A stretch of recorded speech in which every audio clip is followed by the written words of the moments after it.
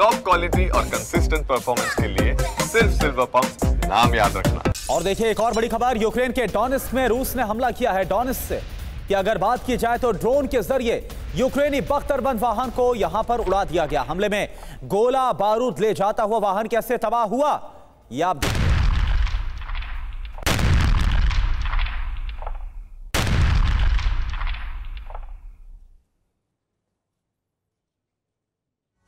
और जिस तरीके से यह प्रेडिक्शन किया जा रहा है कि बाल्टिक देशों खासकर लिथुआनिया पर पुतिन हमला कर सकते हैं, कई एक्सपर्ट्स और कई भूतपूर्व बड़े अधिकारी दावा कर रहे हैं, जिसमें CIA प्रमुख भी हैं। तो लिथुआनिया पर हमला क्यों कर सकते हैं पुतिन, इसके पीछे की वजह, इसके पीछे का कारण क्या है? सबसे पहले तो आप ये एक जरा मैप भी गौर करिए, क्योंकि ये रूस है, बेलारूस है, और आप देखिए कि ये वो बाल्टिक देश है, लातविया, लिथुआनिया वो देश है। लेकिन सवाल आ रहा है कि लिथुआनिया पर हमला क्यों होगा? नाटो का सदस्य देश है लिथुआनिया। एक तो महत्वपूर्ण बात यह है कि सीधे सीधे नाटो देश के तौर पर वो टारगेट पर है पुतिन के। बेलारूस की सीमा पर लिथुआनिया स्थित है। बेलारूस जो कि एक तरीके से मानिए कि रूस का सबसे क्लोज अलाय है इस पूरे वॉर में। और देखिए जिस तरह से बताया कि बेलारूस रूस का लगातार समर्थन कर रहा, बड़ी डिप्लॉयमेंट भी वहां पर उसने कर रखी है, भी आपको बता दें।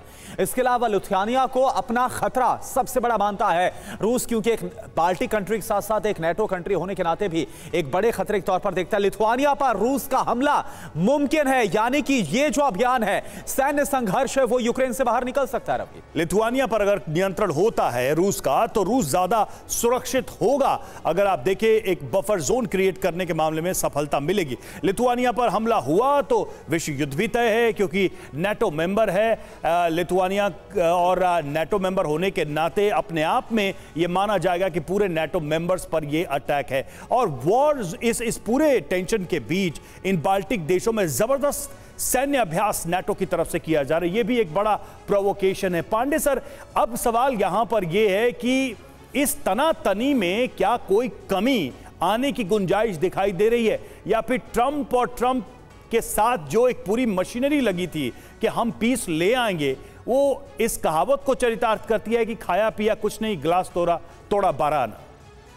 देखिए, निश्चित रूप से जो कुछ समीकरण बन रहा है वो हास्यास्पद स्थिति में जा रहा है, क्योंकि पुतिन चाहते थे कि 24 घंटे, ट्रंप चाहते थे कि 24 घंटे के अंदर जो है वो शांति ले आएंगे उस क्षेत्र में, जो कि पिछले 1000 दिनों से ज़्यादा वहाँ पर युद्ध का संकट झेल रहा है। लेकिन जो वर्तमान परिस्थितियाँ हैं वो उनके हाथ से लगभग बाहर सी हो गई हैं। 16 मई को हुई जो शांति वार्ता थी, वो केवल मात्र शांति वार्ता थी। 1000 POWs को एक्सचेंज के अलावा उसमें कोई खास नहीं हुआ। लेकिन एक महत्वपूर्ण पॉइंट उसमें था कि भाई हम वार्ता करेंगे, शांति के लिए आगे बढ़ेंगे। लेकिन जो दूसरी शांति वार्ता जो सोमवार को प्लान है, उसके बारे में भी जो है बहुत ज़्यादा उत्साह नहीं दिख रहा है दोनों तरफ से। तो कुछ शांति अगर पास में हो तो मुश्किल होगी। ट्रंप के लिए बहुत बड़ी मुसीबत यह है कि उनके सारे प्रयास जो है वो लगभग विफल से हो रहे हैं। कोई आशा की उम्मीद को नहीं दिख रही है। साथ में अभी जो मैंने इसीलिए आपसे कहा कि अगर एक छोटे नाटो कंट्री लिथुआनिया पर अटैक होता है तो ट्रंप की पॉलिसी क्या होगी? उनको वॉर में शामिल होना पड़ेगा।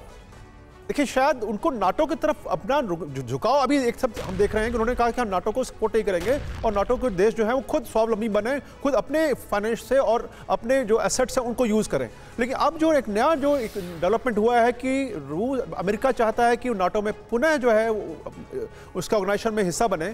उसका मुख्य उद्देश्य यही है कि जो उसका वर्चस्व था शायद वो क्षीण होता जा रहा है। वो चाहता है कि वो पुनर्स्थापित हो, लेकिन इसके लिए क्या उसको खामियाजा भुगतना पड़ेगा, ये निश्चित रूप से वक्त बताएगा। और निश्चित रूप से दो महत्वपूर्ण, सोमवार का हालांकि बहुत ज्यादा उम्मीद तो नहीं है सोमवार को कुछ शांति वार्ता में आएगा, लेकिन जो नाटो कंट्रीज की जो मीटिंग है जून के तीसरे सप्ताह में, उसमें कुछ ऐसा डेवलपमेंट हो सकता है जो बताए कि क्या और कड़ा रुख करेंगे। क्योंकि अगर जर्मन मिसाइल देने को तैयार होता है तो ये अपरोक्ष रूप से ये यूक्रेन को संदेश है कि अब जो युद्ध आपने सीमित रखा था यूक्रेन के अंदर, वो आप बाहर जाइए और जाके बाहर। बिल्कुल, यानी डीके पांडे सर, जिसका आप लगातार जिक्र कर रहे हैं, 2 जून की जो प्रस्तावित वार्ता है यूक्रेन और रूस के बीच, क्या इससे पहले जो बयान निकल कर आ रहे हैं या फिर जो एक्शन देखने को मिल रहा है वॉर जोन में, एक दूसरे पर दबाव बनाने की स्ट्रेटजी है,